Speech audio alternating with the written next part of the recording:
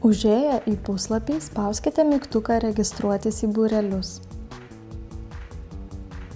Paieškos laukelyje įveskite miestą, kuriame ieškote būrelio ir jį pasirinkite. Spauskite mygtuką Amžius, pasirinkite norimą amžiaus grupę ir spauskite Ieškoti. Būrelį galite rinktis žemėlapyje arba spauskite mygtuką Grupių sąrašas.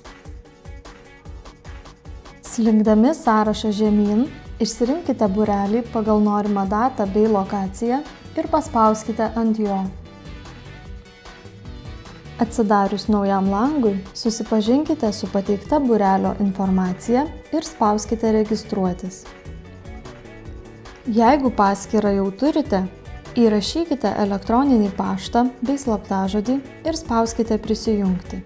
Jeigu ne, spauskite Sukurti paskyrą. Įrašykite reikalingus duomenis, pažymėkite susipažinimo varnelę ir spauskite Registruotis. Suveskite vaiko duomenis: vardą, pavardę, gimimo datą, pasirinkite amžiaus grupę ir lytį. Žemiau esančiame langelyje įrašykite informaciją, kurią turėtume žinoti, bei pažymėkite varnelę prie norimo pasirinkimo.